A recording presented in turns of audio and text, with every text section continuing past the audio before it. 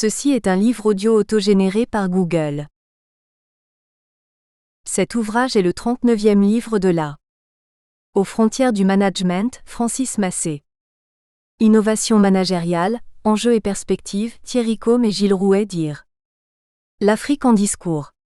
Lieux communs et stéréotypes de la crise, Michael Rhin et Nathalie Narvaez-Bruno, dire. La rue et l'IRU. Nouvelle contestation citoyenne, Petia Georgieva et Anna Krasteva dire. Service public, entreprise publique, quelle place pour les citoyens, Anthony Galabov et Gilles Rouet dire. Frontières et artistes. Espace public, mobilité et sperluette post-colonialisme en Méditerranée, Éric Bonnet et François Soulages dire. Lieux et monde. Art, culture et politique, Éric Bonnet et François Soulages dire. Mondialisation et frontières. Art, culture et politique, François Soulages dire. L'art contemporain au Vietnam, François Daymon. Intégration et voisinages européens, Radovan Goura et Gilles Rouet dire. Frontières et sperluette œuvre, Éric Bonnet dire. Les frontières numériques, Imad Saleh, Nasreddine Bouahi et sperluette Hakim Achour dire. Biennale d'art contemporain et frontières, François Soulages dire. Migration en blanc. Médecins d'Est en Ouest, Anna Krasteva et Despina Vassilkiou dire. Le sport, diffusion globale et pratique locale, David Sudre et Mathieu Gentier dire.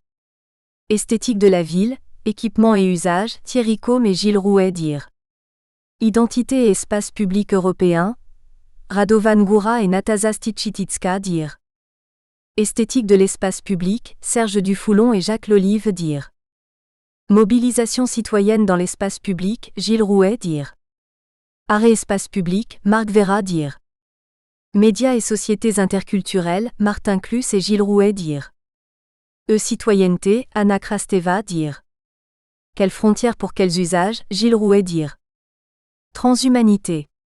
Fiction, forme et usage de l'humain dans les arts contemporains, Isabelle Moindreau et Song-Kyu Shin dire. Frontières accent aigu au culturel et géopolitique, Gilles Rouet et François Soulages dire.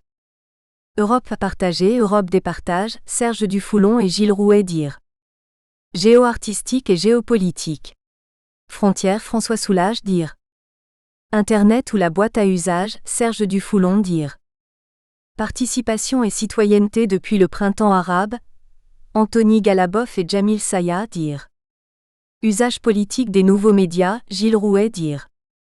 Usage de l'Internet, éducation et culture, Gilles Rouet dire. Pratiques artistiques contemporaines en Martinique. Esthétique de la rencontre 1, Dominique Berthet. La photographie, mythe global et usage local, Ivailo Ditchev et Gilles Rouet dire. Production et perception des créations culturelles, Elena Balintova et Janka Palkova, dire. Nation, culture et entreprise en Europe, Gilles Rouet dire. Citoyenneté et nationalité en Europe, articulation et pratique, Gilles Rouet dire. Migration, mobilité, frontières et voisinage, Maria Rostekova et Serge Dufoulon dire. Préface, déplacements européens. Étienne Tassin.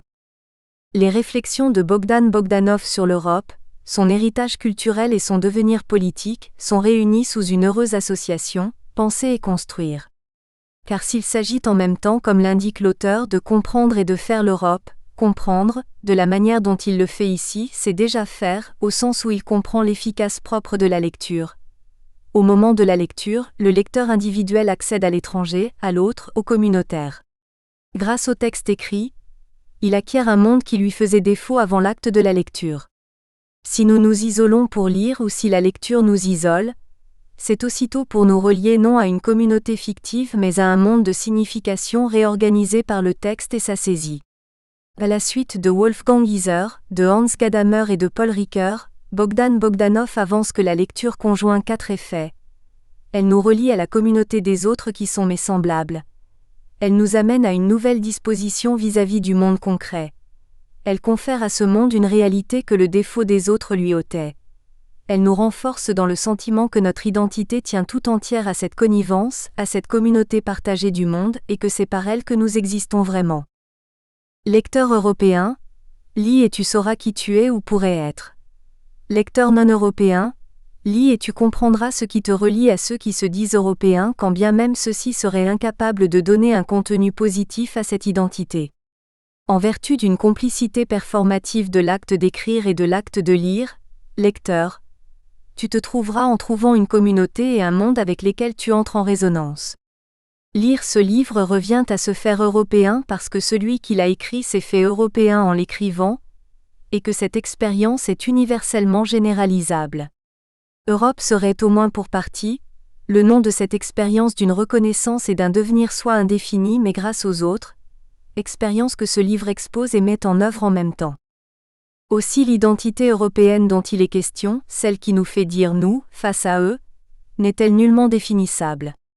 Non qu'elle soit vaine, mais sa valeur est performative. Il n'y a d'identité qu'à faire indéfiniment dans la multiplicité des interlocutions. Comprendre la singularité plurielle de ce qui se donne sous le nom d'Europe, c'est donc aussitôt faire advenir cette idée-là de l'Europe, l'idée d'une Europe saisie non par une identité culturelle indiscutable, qui reste bien imaginaire, fantasmatique et comme on sait porteuse de dangereux égarements, mais par la pluralité de ses expériences et de ses interprétations, bref une Europe des récits et des interprétations. C'est de cette identité inassignable dont nous parle Bogdan Bogdanov, et de la manière d'être ou de devenir qui, nous disons que nous sommes mais que nous ressentons sur le mode paradoxal d'un savoir éprouvé mais inexprimable, d'une vérité bien connue mais totalement indémontrable, d'une certitude irréfragable et pourtant toute relative.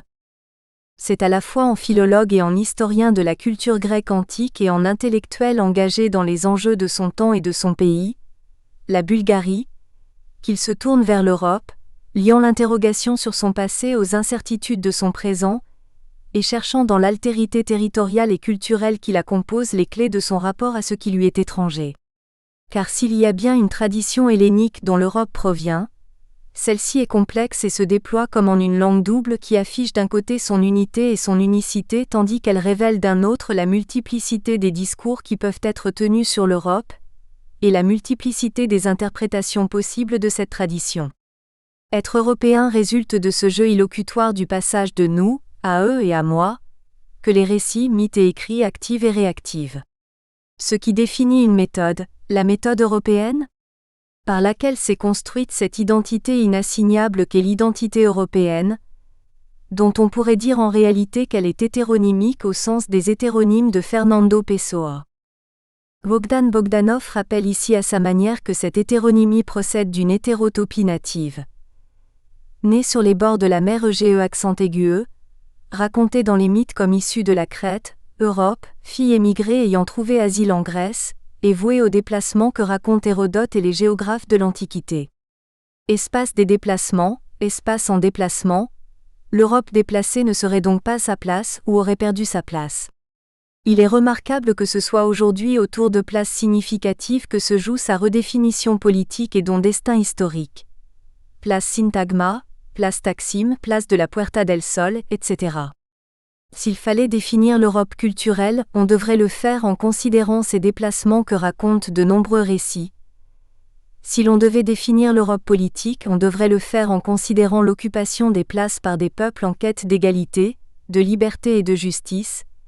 Et si l'on devait définir l'Europe cosmopolitique, celle qui cherche sa place dans le mouvement de globalisation du monde, qui n'est pas une mondialisation du globe, loin s'en faut, alors on devrait le faire en considérant accueil réservé à ceux qui dans le monde se déplacent à la recherche d'un monde habitable et vivable, et qui ne semblent pas trouver leur place dans les pays de l'Union européenne.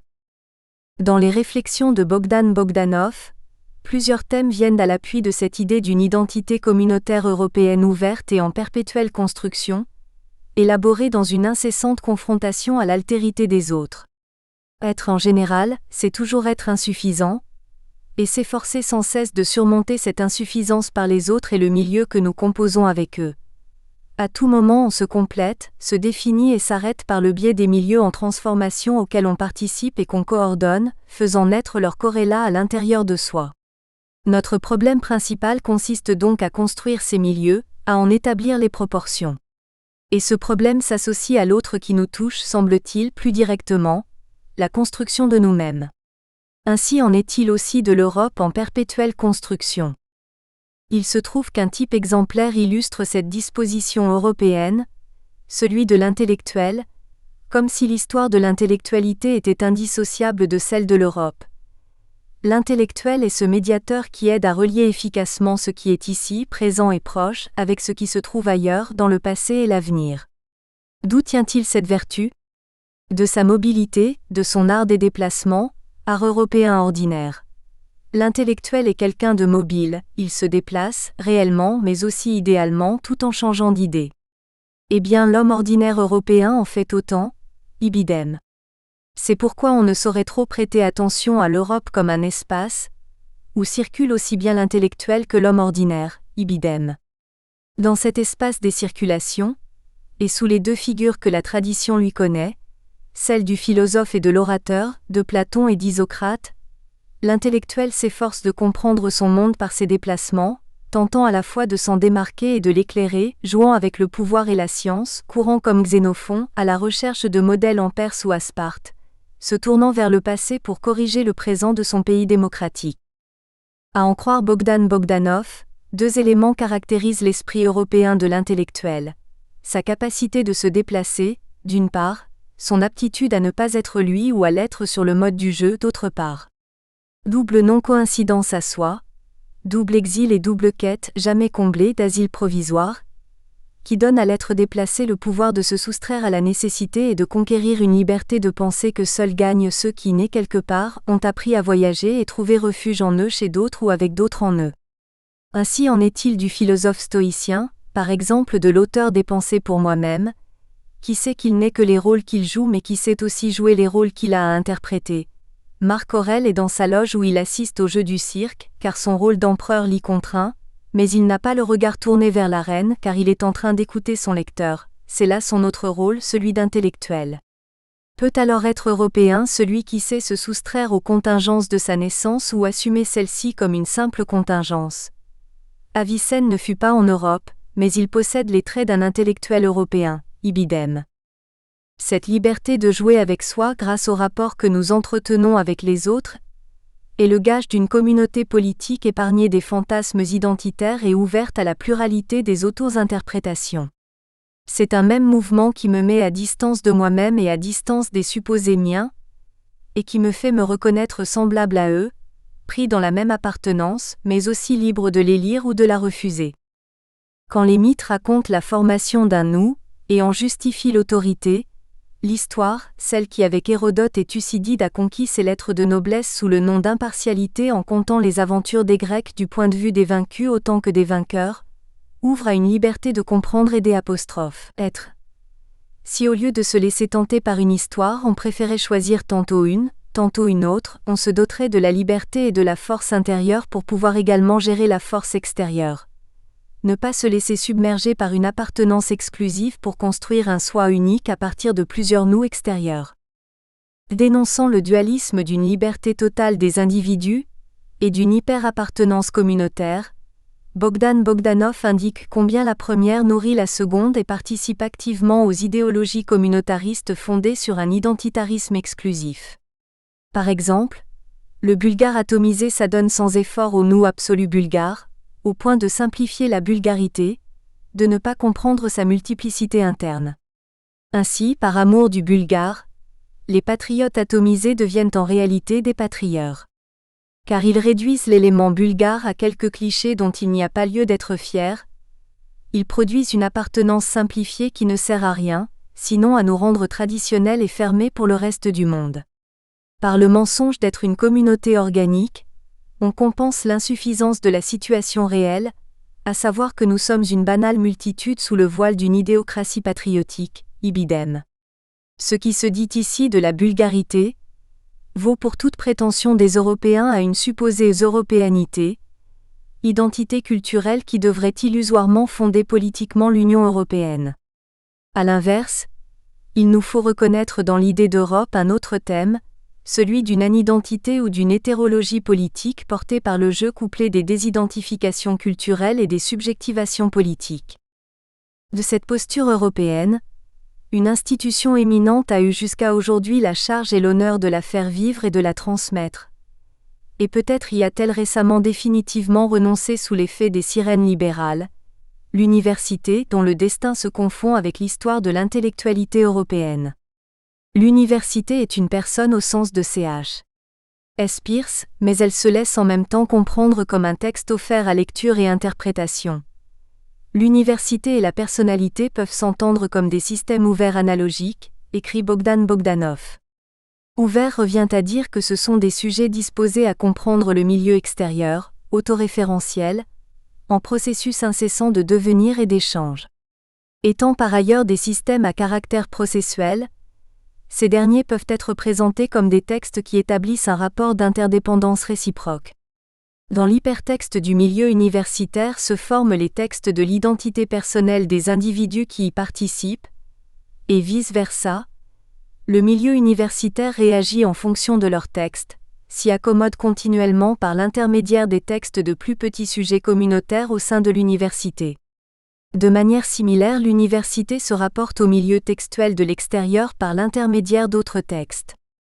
Universitaire et intellectuel, jouant duet avec le pouvoir mais avec l'autorité que sa connaissance de la tradition hellénique lui assure, Bogdan Bogdanov se livre ici à des lectures et à des interprétations et nous invite à les partager, à nous faire lecteurs, c'est-à-dire intellectuels et européens, ou encore libres. Alors que la première partie de l'ouvrage offre une réflexion sur les notions et les figures qui composent l'idée européenne, la seconde est consacrée aux lectures où se nourrissent ces interprétations. Relire Hésiode ou Pindare, Hérodote ou Deneventrou, quotidien populaire en Bulgarie, c'est exercer cette liberté de pensée par laquelle l'Europe n'est pas un héritage, ou alors, comme disait René Char, un héritage qui n'est précédé d'aucun testament, mais une tradition vivante pour laquelle les histoires du passé sont les clés du présent selon les vues qu'on en prend et la vie qu'on leur donne. Le secret de cette tradition et de cette identité européenne, le dernier essai le révèle à sa façon. Le devenir étranger, étranger à soi, à son pays, à ses origines, qui est un devenir minoritaire et une émancipation. On peut le faire en s'exilant, on peut le faire en se déplaçant, en occupant une position d'exilé de l'intérieur pour ainsi dire. L'important est de ne pas être tout entier là où on est, tout en étant toujours présent au lieu où l'on vit. J'ai développé, écrit Bogdan Bogdanov, la conception que, étant homme libre, je ne me trouvais pas uniquement à l'endroit où je demeure. Oui, j'habite à Sofia, je suis né en Bulgarie, mais je suis en même temps un être du monde. Bien sûr, cette représentation confond le réel avec quelque chose d'idéal. Si ma présence absente rend supportable les défauts du milieu dans lequel je vis, d'emblée elle ne fait que les maintenir, ce qui est encore pire. En revanche, grâce à cette conception, je ne retombe pas dans l'état claustrophobe de vivre au sein d'une culture défectueuse. Elle me préserve de l'idée mensongère que le bonheur consiste à m'inclure dans une autre culture plus parfaite. C'est, on le comprend une fois de plus, une question de place et de déplacement. La place que j'occupe en Bulgarie n'appartient pas à la Bulgarie. Cette place en fait partie, mais elle se situe en même temps dehors. Être à la fois dedans et dehors, là et ailleurs, avec et sans, y être sans y être ou sur le mode du je n'y suis pas tout à fait.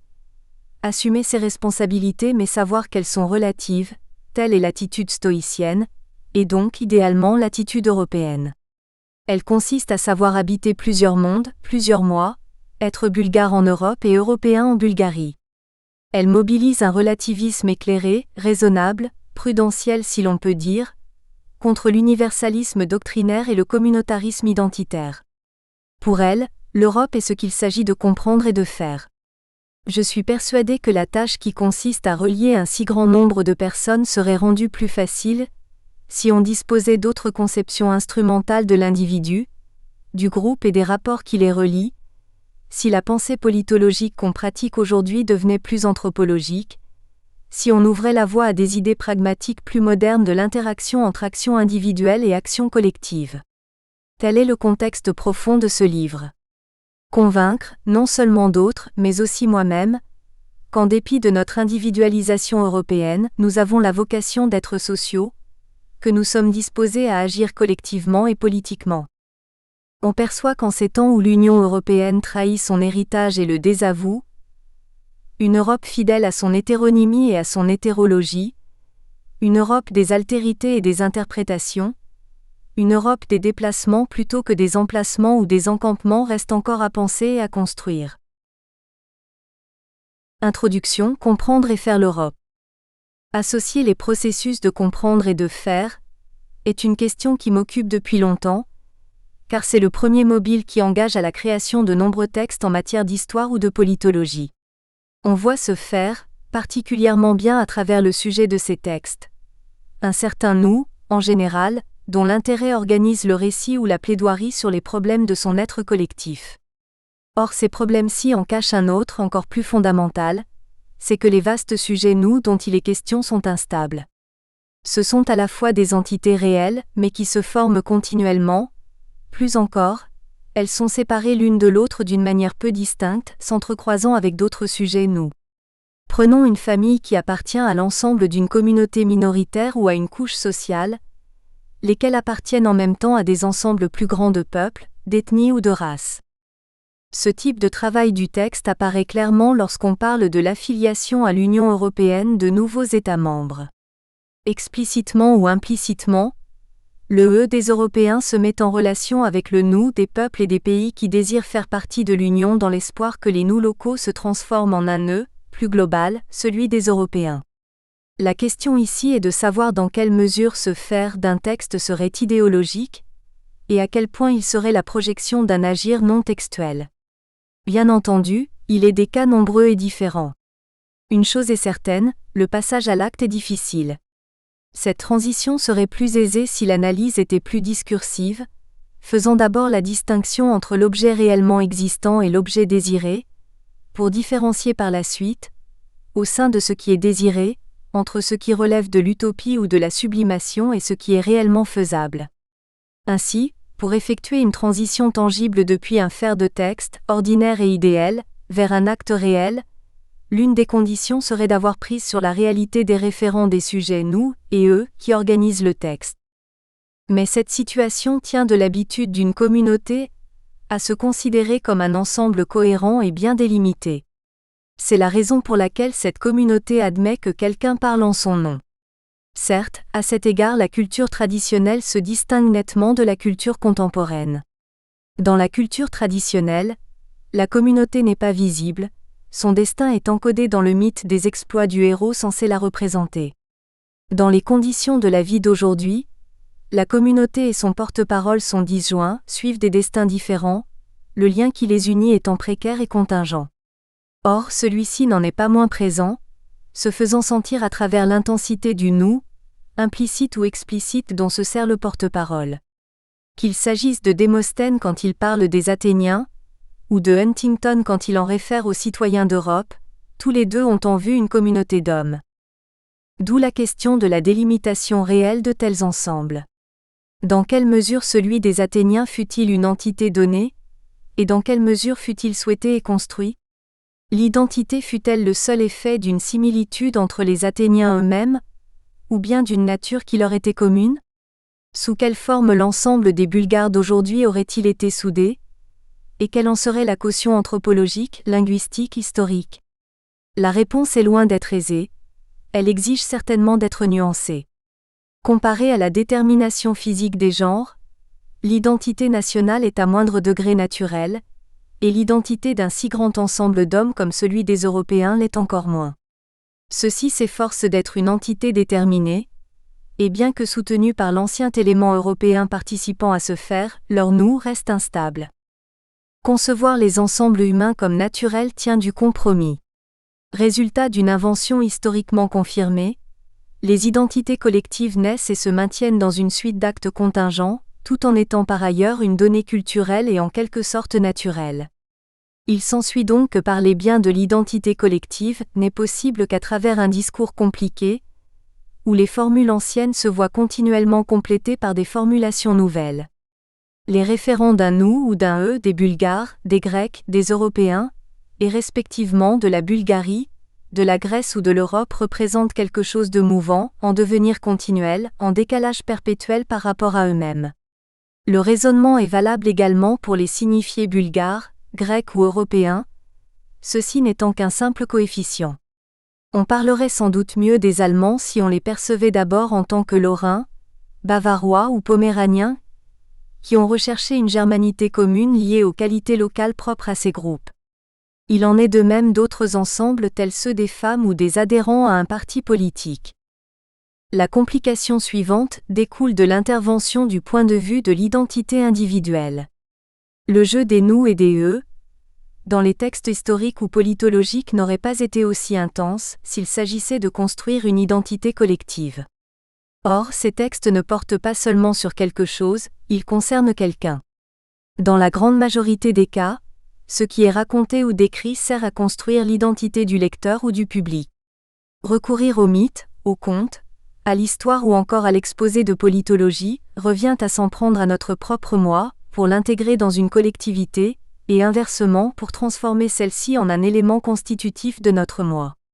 Nous voulons à la fois être uniques et différents des autres, tout en ayant notre place au sein d'une communauté de semblables. Et ce sont, semble-t-il, des préoccupations contradictoires. C'est pourquoi notre identité est un compromis continu. D'où la portée des textes, mécanismes de liaison, de disjonction et de transformation, qui s'avèrent un excellent outil pour faire face aux obstacles devant nous. Tout dépend du modèle que propose un texte. Le récit historique censé raffermir mon appartenance bulgare pourrait postuler celle-ci d'une manière intégriste, affirmant que je suis dans la mesure où je suis bulgare. Une autre démarche plus complexe consisterait à croiser cette appartenance avec d'autres, affirmant que la combinaison de mon identité singulière se fait en fonction de mon choix personnel. Entre l'extrême détermination intégriste du moi, et l'extrême croisement d'une multitude d'appartenances lors de la construction modulaire de celui-ci, plusieurs cas de figure sont possibles. Les appartenances collectives donnent lieu à un processus infini d'identification de soi. Du coup, un texte historique ou politologique perd en efficacité. Celle-ci pourrait être mieux saisie si on se demandait non seulement comment le nous se transformait en eux, et vice-versa, mais également comment se déroulait l'autre travail du texte, le passage de nous à moi. Dans le texte, nous suivons le jeu des nous et des eux, et dans une certaine mesure, l'insertion du moi, du locuteur ou du personnage s'il s'agit d'un récit à intrigue. Quant aux transformations des moi qui font usage du récit, elles ne se laissent que deviner. Le texte d'une réflexion ou d'un récit n'est qu'une mise en scène virtuelle où interviendront divers moi, qui au cours de la compréhension du texte, vont parvenir à une nouvelle position dans le monde, et de là à une identité provisoire. Suivant cette logique, on ne risque pas d'adopter une attitude unilatérale et quelque peu intégriste sur les sujets concernant l'Europe, la Bulgarie ou les rapports entre les deux. En revanche, on construirait leurs référents d'une manière plus complexe en tant qu'objet non achevé en continuel devenir, dépendant de l'usage des moi multiples et divers. Le thème de l'Europe. J'essaierai, à titre d'exemple, d'appliquer cette approche au thème de l'Europe. Le référent de ce qu'on dénomme Europe, et qui comprend le grand ensemble des nous européens, est une réalité objectivement compliquée qui dépend de tout un tissu de traditions, de multiples déviations et de contingences. Sa complexité relève également du fait que celui-ci est relié à une notion, instrument d'une conception changeante dont se servent diverses applications ou projets. Un tel projet majeur est celui de l'Europe de l'Union européenne actuelle. De tels phénomènes, sujets à devenir et à transformation, se caractérisent normalement par l'entrecroisement des éléments réels et idéals, de matières hétérogènes d'ici et d'ailleurs dont l'amalgame est indispensable à la formation de cet environnement, à la fois réel et idéal, d'une perpétuelle acquisition d'altérité qu'est l'Europe. Conversion qui se dégage de l'histoire mythique ayant produit le nom de l'Europe. La métamorphose de Zeus en taureau qui enlève la fille d'Agénor des côtes phéniciennes représente l'association des cieux à l'ici-bas. Mais tous les autres éléments de cette histoire postulent l'émergence d'une nouvelle terre à partir de l'ancienne, la génération d'un espace nouveau que nous nous approprions à partir d'un ailleurs réel dans le bas monde. La première Europe est située sur l'île de Crète où naissent les enfants d'Europe et de Zeus, leurs trois fils légendaires. Europe ne retournera jamais en Phénicie. Pas plus que son frère Cadmos, parti à sa recherche et ayant élargi l'Europe de Crète en la joignant à celle de la Grèce. L'idée du nouveau continent, objet d'intérêt géographique d'Anaximandre, de Hécatée ou d'Hérodote, naît de l'effort que les écrivains de l'Antiquité faisaient pour distinguer le monde de l'Orient, compact et stable, de l'univers particulier et mouvant des Grecs. Ce premier Occident, se déplacera lentement vers l'ouest tout en conservant son caractère particulier et changeant. Et c'est sans doute là l'un des traits caractéristiques les plus stables de l'Europe. Divergente par rapport à un monde plus ancien, elle représente un espace de génération intrinsèque d'altérité et de différence. La différence se manifeste à travers une diversité tolérée, un déploiement sur l'horizontale et la verticale, mais également dans un rapport spécifique entre réalité et idéal. La tentative de séparer la part du réel de celle de l'idéal dans le phénomène de l'Europe ne saurait être entièrement achevée. L'Europe idéale, l'Europe pensée est dans nombre de cas une réalité quand on met en œuvre des projets, mais aussi quand il s'agit de rêves communautaires. De telles composantes à la fois idéales et réelles sont également les valeurs européennes. Idéales sur certains points en dehors de la vie, mais aussi traduites en pratique, transformées en normes de déplacement à travers l'Europe telle qu'elle. De manière analogue, il nous est à la fois aisé et difficile de séparer l'Europe ou les Europes du passé de celles de l'époque actuelle. D'une part, il existe des valeurs ou des espaces historiquement formés que l'on ne retrouve plus aujourd'hui. D'autre part, il est des réactions ou des principes de vie conservés intacts depuis Athènes de l'époque classique. L'Europe réelle et les espaces européens. Dans les modalités de l'Europe réelle, deux aspects fondamentaux s'entrecroisent et entrent en rapport. D'une part, celui des hommes en tant qu'individus et en tant qu'ensemble, d'autre part, celui des espaces où s'accomplit leur mouvement. Œuvre humaine, l'espace d'Europe semble être un environnement second, développé à partir d'un premier, celui de la nature. Il n'existe pas de modèle scientifique consensuel pour présenter ces deux manifestations essentielles d'un pays isolé, ou d'un pays aussi vaste que l'Europe. C'est que sans être une seule et même chose, les hommes et l'environnement font une qualité commune. Dans ce cas, il s'agit d'un degré plus élevé de mobilité et de changement, trait qui caractérise originellement l'espèce de l'Homo sapiens. Pour ce qui est de d'Homo europeicus, la mobilité et le changement acquièrent une valeur positive, devenant ainsi des constituants conscients de l'existence. D'où la présence en Europe d'une multiplicité et d'une diversité aussi bien des environnements que des individus indépendants et des communautés qui font leurs propres choix. Parmi les environnements constituant le grand espace complexe de l'Europe, le cadre géographique est celui qui se prête le plus aisément à la description. Tout comme le corps biologique pour l'homme, c'est le lieu où la nature rejoint la culture. L'Europe n'est pas d'emblée culturelle. La science du XXe siècle nous a appris que la frontière nette entre nature et culture est plutôt souhaitée que réelle. L'Europe comme espace culturel. En tant que milieu culturel, l'Europe est surtout un espace urbain. Tout comme l'Europe de la Grèce ancienne, celle d'aujourd'hui naît de l'effort d'assurer, dans un cadre urbain, un mode de vie mieux régulé et plus intense, favorisant les rapports horizontaux.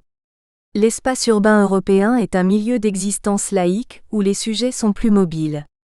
À une époque plus éloignée, la ville était opposée à la campagne qui semble absorbée dans la nature et dans ce sens elle restait à l'extérieur de l'Europe urbaine.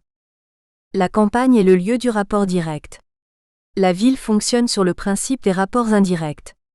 Les rapports indirects impliquent trois choses. Vivre d'une manière plus autonome, vivre à plusieurs et vivre à l'aide de médiateurs.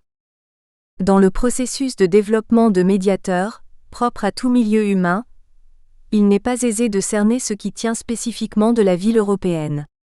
D'une manière générale, ce trait distinctif se traduit par la grande quantité, la diversité intrinsèque et l'aptitude au changement. L'Europe forme un espace contenant une multitude d'objets et d'outils, de textes écrits et de médiateurs vivants formés à assister des individus ou des groupes de gens en vue de la réalisation d'objectifs spécifiques. Certes, cet espace est loin d'être homogène. Il y a des zones où la médiation est plus développée et des zones où elle l'est moins. Nous connaissons la proposition de Gellner pour diviser l'Europe en 4 zones, allant de l'ouest vers l'est. Bâtie sur des bases politico-culturelles, cette conception relie le passé au présent, expliquant pour ainsi dire que la culture matérielle de la véritable Europe de l'Occident est le fruit de la haute culture reçue en héritage de puissants États dynastiques. Plus on avance vers l'ouest, plus les médiateurs se multiplient. Dans cette optique, l'espace européen est une suite de saturation et de réduction non seulement de médiateurs animés ou inanimés, mais également de libertés qui en dépendent. Du point de vue du milieu culturel proprement dit, L'élément européen dépasse les frontières du continent. L'Europe culturelle est disséminée à travers le monde entier. Les transferts en dehors de l'Europe géographique sont à ce point divers qu'il est difficile de les observer en tant qu'espaces distincts. L'analyse en serait rendue plus aisée si on disposait d'une étude microsociologique de l'Europe contemporaine du type de l'ouvrage de Norbert Elias sur le processus de civilisation, ou encore de celui de Fernand Braudel Les structures du quotidien. Seulement ces études-là portent sur l'Europe du passé. Le caractère de l'Europe actuelle tend plutôt vers une description d'un macro-espace ubiquitaire. Observé partout dans le monde, dans une perspective généralisante, ce type d'espace résulte de l'expansion de la culture européenne, de la tendance à devenir une civilisation universelle. Le terme de ce processus reste incertain. Pour le moment, le macro-espace européen en question n'est qu'un coefficient du complexe formé par l'enchevêtrement des espaces d'un grand nombre de cultures locales. Il en est ainsi non seulement pour le reste du monde, mais également en l'Europe proprement dite. L'échange libre entre zones d'existence culturelle différentes constitue le trait distinctif de la civilisation européenne de la seconde moitié du XXe siècle. Le fait est bien visible dans l'espace ouvert de l'Europe occidentale. Si elle était organisée jadis d'une manière plus exclusiviste, opposant telle culture nationale à telle autre ou bien un centre à de telles provinces, l'Europe d'aujourd'hui se développe dans la corrélation plane de versions culturelles égales en droit. L'Allemagne n'est plus une ère plus agraire en comparaison avec la France urbaine. Le mode de vie britannique, pour sa part, ne coïncide pas avec celui des Français sans pour autant dire que l'un ou l'autre occupe un rang plus élevé sur l'échelle des valeurs. Cet espace culturel européen comprend également l'Europe centrale, la zone de l'ex-empire de l'Autriche-Hongrie. Ne sont pas plus opposées les grandes zones des cultures catholiques et protestantes, ni la région méditerranéenne au nord européen. À y regarder de plus près, on peut constater que cette dynamique plane est un processus qui tend toujours à dépasser l'ancien rapport d'opposition entre le centre et la province. À cet égard, même si elle n'a pas atteint cet objectif, l'Europe ne travaille pas à établir un espace culturel uni. Elle se revitalise en développant un réseau de zones différentes. Cela concerne aussi bien les États-nations que les régions à l'intérieur de ces États. Dans une relation horizontale similaire se trouvent impliqués des espaces divers, celui de la vie moderne européenne, mais également ceux de la province urbaine et de la vie rurale. Il s'ensuit que les mégapoles commencent à fondre, tandis que les agglomérations rurales se conservent tout en se modifiant. La nature n'est plus brutalement bannie du milieu urbain comme elle l'avait été dans l'ancienne ville européenne, pas plus que la campagne n'est en dehors de l'espace civilisé. En même temps, on voit se rapprocher les deux espaces qui étaient auparavant nettement séparés, celui de la vie publique et celui de la vie privée. La vie publique perd de sa pompe officielle, alors que la vie privée est de plus en plus ouverte.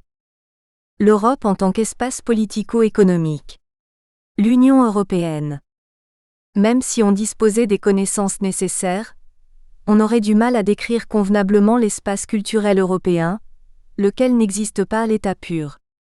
En effet, il serait plus efficace de le concevoir comme un coefficient de proportionnalité placé devant la parenthèse des équations des cultures locales.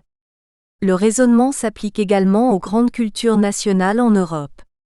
Même si les échanges entre elles s'intensifient, elles continuent d'exister en vase clos. Or, l'espace culturel européen est aussi étroitement lié aux zones naissantes d'existence politique et économique commune. La culture européenne contemporaine relève du politique et de l'économique. L'Union européenne qui s'efforce de devenir une sorte d'État, ainsi que le milieu social d'existence non politique qui s'en sépare, allant ensemble avec l'implication dans une économie commune, ne sauraient être séparés du macro-espace culturel.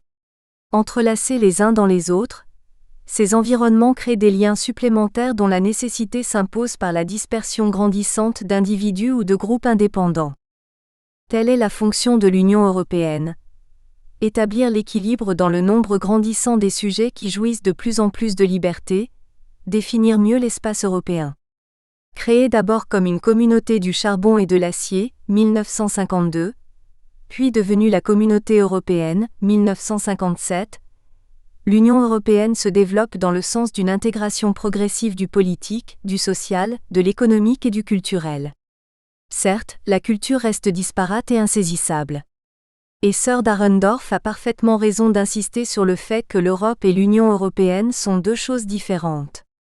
Or, bonne ou mauvaise, l'union économique et politique dote les Européens non seulement d'un profil plus précis, mais également d'un sujet communautaire. Ceux-ci en ont d'autant plus besoin qu'ils peuvent communiquer pleinement avec les grands acquis de l'élément européen, en dehors de l'Europe que sont notamment les USA et le Japon. Entrant en réseau avec ces pays, l'Union européenne s'approprie l'expérience de ces acquis. Ce processus correspond à l'expérience intérieure de l'Union, dans la mesure où elle-même se développe en réseau dont l'objectif est de coordonner des unités diverses. Dans un passé récent, celle des États-nations, actuellement celle des sujets communautaires de plus en plus variés à caractère international. Ces Europes différentes sont des tentatives de liaison et de génération d'un macro-espace universel opérant. Et peut-être, l'implication dans ce processus de reconnaissance de l'altérité nous prépare-t-elle à la collision du contact avec des civilisations extraterrestres. L'Europe de l'Occident et l'Europe de l'Est. Orientée consciemment vers l'appropriation de différences, l'Europe occidentale, plus européanisée, se trouve naturellement tournée vers l'Europe de l'Est voisine qui sous certains rapports en fait partie tandis que sous d'autres en diffère. L'Europe de l'Est, superposant les champs de la culture orthodoxe, de l'ex-espace soviétique ainsi que de l'ancienne zone des Balkans tend à rejoindre l'Ouest. Pour cette Europe-là, l'Occident représente un centre naturel d'existence par rapport auquel elle se sent périphérique. Elle-même fort européanisée et centre durant le XIXe début XXe siècle, l'Europe de l'Est est depuis longtemps habituée à se trouver en rapport avec l'altérité. Or, l'Europe de l'Ouest est un autre meilleur que l'Est appelle de ses vœux. Mais l'Ouest européen est également attiré par l'Europe de l'Est. Surtout parce que là-bas l'être moderne cohabite avec des formes de vie plus anciennes, mieux conservées dans leur intégrité, mais également parce que les frontières entre le public et le privé y sont moins floues.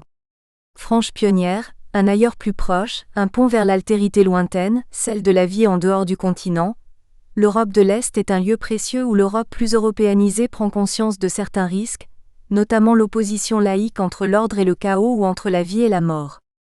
Les effets négatifs de ces oppositions directes, présentes dans la vie occidentale, ne se trouvent pas aussi nettement exprimés dans le monde européen de l'Est. L'Europe contemporaine et l'Europe du passé. L'Europe réelle d'aujourd'hui ne doit pas être considérée séparément des Europes réelles du passé. Celle-ci participe en tant qu'élément constitutif de l'unité complexe européenne. En fonction du moment où ces éléments furent introduits dans la construction, on pourrait cerner les différentes origines historiques de l'Europe contemporaine. Dans l'optique de l'organisation libérale de la vie publique, son origine se situerait à Athènes de l'époque classique. C'est également le moment où naît le modèle de l'Occident libéral, opposé à l'Orient non libéral. Résonnant sur ce rapport dans ses discours, Isocrate, 4e s. Av. J.C., fut sans doute le premier théoricien à avoir porté une attention spéciale à ce sujet. Quant à Alexandre le Grand, il fut le premier à essayer de transférer des formes culturelles occidentales vers l'Orient. Nous espérons que vous avez apprécié cet aperçu. Pour continuer à écouter ce livre audio sur Google Play Livres, utilisez le lien dans la description de la vidéo.